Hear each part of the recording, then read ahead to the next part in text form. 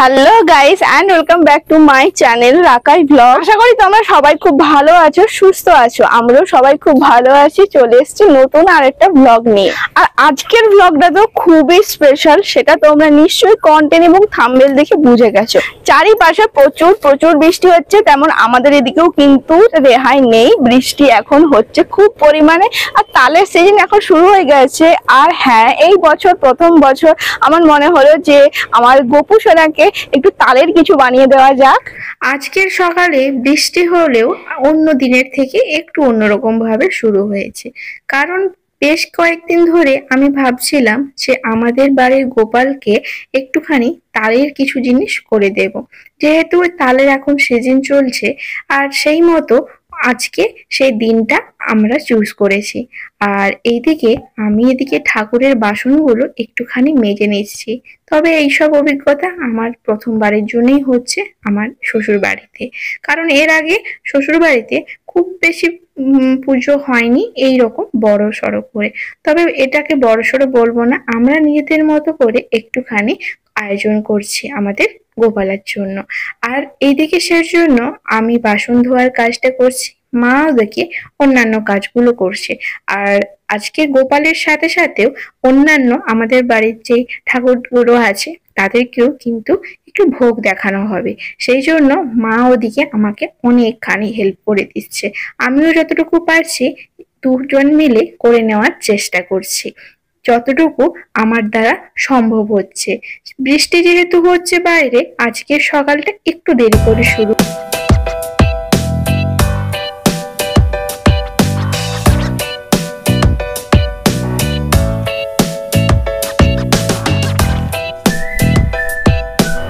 এদিকে দেখো মা তাল পাখিটা বের করে নিয়েছে। আর তাল পাখিটা এতটা ফ্রেশ যে কি বলবো, কোনো তো কথাই হবে না।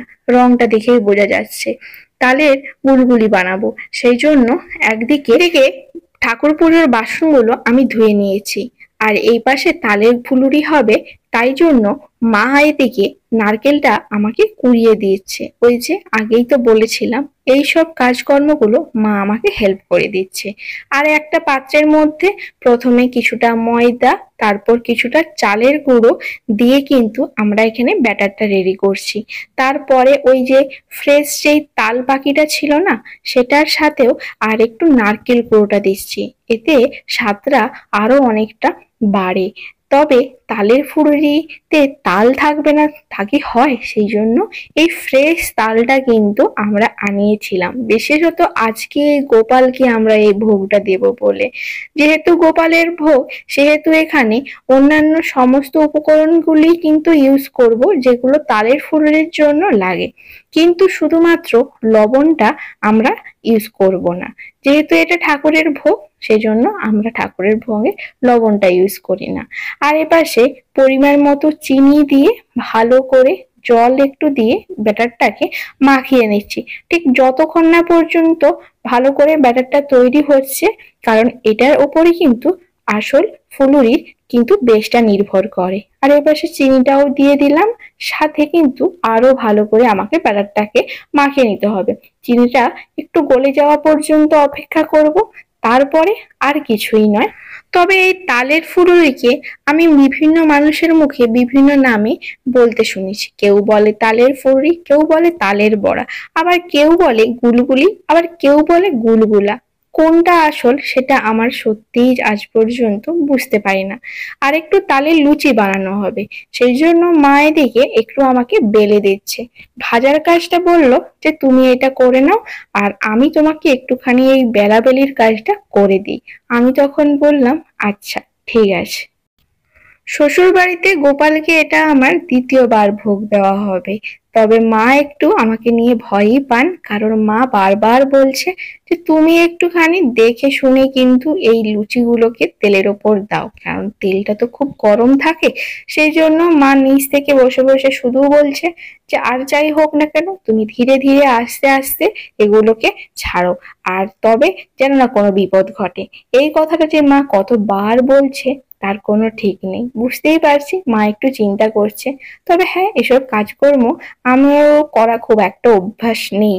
টুকিটাকি শখে একটু রান্নাবাড়ি করি, কিন্তু এইসব প্রপারলি কাজগুলো তো করতে পারি না। তবে যাই হোক, লুচিগুলো দেখো খুব ফুলছে। আর এটাই আমি মাকে বলছিলাম যে মা, এত চিন্তা করার দরকার নেই, আমি একটা একটা করেই ভাজছি আর লুচিগুলো কিন্তু খুব সুন্দর ফুলছে। তারপর মা আমাকে বললেন যে আমাকে দাও, তালের ফুলগুলো ছেড়ে দিচ্ছি, তুমি এই সময় একটু রেডি হয়ে চলে আসো, আর তারপরেই তুমি তোমার গপুকে একটুখানি স্নান টান গুলো করিয়ে দাও। আমি ততক্ষণে এই তালের ফুলগুলো ভেজে নিচ্ছি, মালপোয়া হবে সেগুলো একটু ভাজাভুজির কাজগুলো করে রেডি করে দিচ্ছি। এতে কি হবে যে তাড়াতাড়ি করে পুজোতেও বসতে পারবো আমরা। তো সেই মতোই আর কি আমি চলে গেলাম রেডি হতে। আর শুধু কি রেডি হওয়া, আজ সকাল থেকে শাশুড়ি বৌমা মিলে লিখেছি কোমর বেঁধে, কিচ্ছুটি খাওয়া হয়নি, এক ফোঁটা জলটুকুও কেউ স্পর্শ করিনি। আর কোনো কিছু খাবো তো দূরের কথা, কারণ আজকে আমরা প্রথমে ভোগ দেখাবো, তারপরেই সেই ভোগ প্রসাদ দিয়েই আমাদের খাওয়াটা শুরু হবে। রেডি হয়ে আমি চলে এসেছি ঠাকুর ঘরে। আজকে গোপালের জন্য বেশ কিছু জিনিস তোমাদেরকে দেখাবো। এটা হলো গোপালের মাথার মুকুট, যেটা আমি নতুন কিনেছি। আর আমার একটু ইচ্ছে হলো যে গোপালকে একটু শৃঙ্গার করিয়ে দিই, সেই জন্য কানের দুল থেকে জামা, হার, প্রত্যেকটা জিনিসই দেখো একটু নতুনত্বের ছোঁয়া পেয়ে।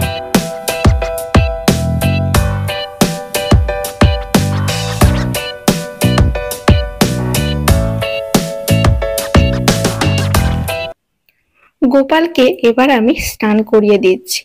পূজার বিশেষ রীতিনীতি কিন্তু আমার জানা নেই, আমি যতটা কিছু পারছি এবং মন থেকে করার চেষ্টা করছি।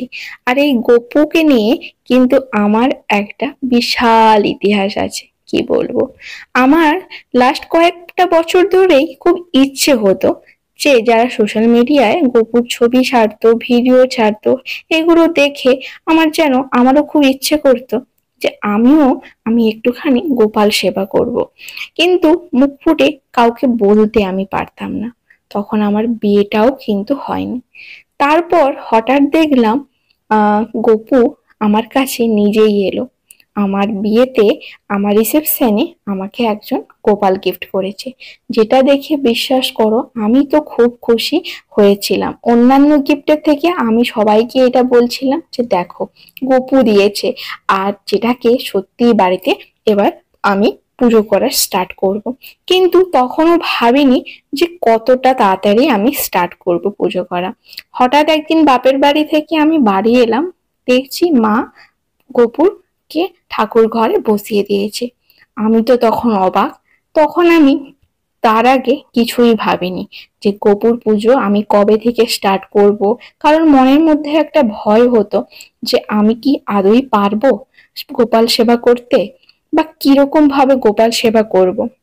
তারপর যখন দেখলাম যে গপু যখন আমাদের ঠাকুর ঘরে বসেই গেছে, তাহলে এবার গোপাল সেবাটা শুরু করা যাক। এই বলে আমি আমার আত্মীয়দের কাছ থেকে, যাদের বাড়িতে গোপাল আছে তাদের কাছে আমি জিজ্ঞাসা করা শুরু করলাম যে গোপাল সেবাটা কিরকম ভাবে করব। ওনারা বললেন যে কিছুই নয়, তুমি তোমার মতো করে পুজো দিও আর গোপাল সেবা করো, ব্যাস, আর কিছুই না।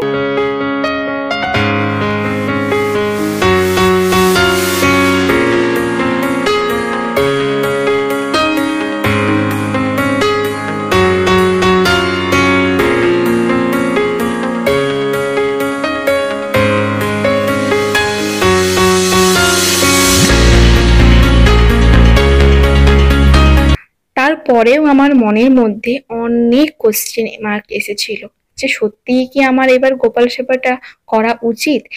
তারপরে কোনো কিছু না ভেবে আমার শাশুড়ি মা বললেন যে গোপালটা এমনি পড়ে আছে, তো তুমি এবার পুজো করো, বা আমি পুজো করছি। এই ভেবে আমি জানি না কোথা থেকে গোপাল আমাদের ঠাকুর ঘরে চলে এলো। তারপর প্রত্যেকটা দিন, ডে বাই ডে, গোপাল আমাদের বাড়ির একটা সদস্য হয়ে উঠলো।